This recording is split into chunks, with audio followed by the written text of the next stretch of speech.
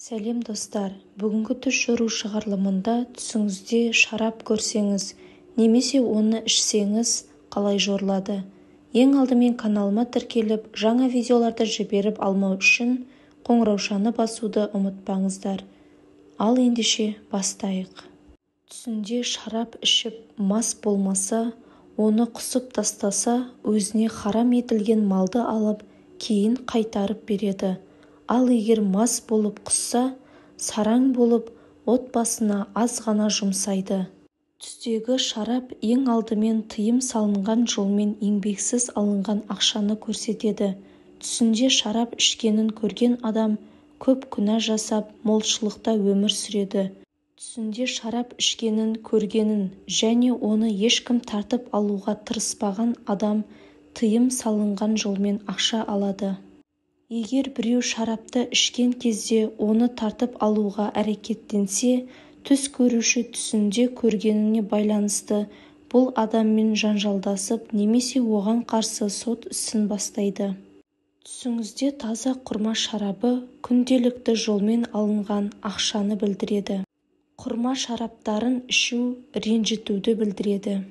Түсіңізде шараппен мас болу түс көрушінің байлыққа, билікке және тәкаппарлыққа ие болатынын білдіреді. Сондай-ақ шараппен мас болу қорқынышты нәрседен қорғануды білдіреді. Өйткені мас адам ештеңеден қорқпайды. Тағдырдың ықыласына бөленген адам түсінде мас күйінде киімін жыртып алғанын көрсе, оның көңілі толмайды. Бақытына салмақ түсіп, өзін ұстай алмайды. Кімде-кім түсінде шарап ішіп, мас болса, заңсыз жолмен ақша табады. Бұл оның мас болуы дәрежесіне сәйкес күшке ие болуға көмектеседі.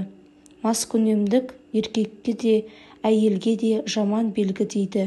Өйткені бұл үлкен надандықты көрсетеді.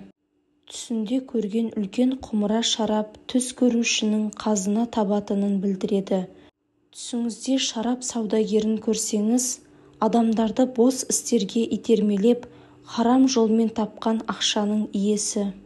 Егер түсінде бейтаныс жерде дастархан басында отырып, бейтаныс ыдыстан шарап ішіп жатқанын көрсе, ол оған бейтаныс үйшіден қабылдаса, бұл оның өмірінде орындалған игі істің белгісі екенін айтады.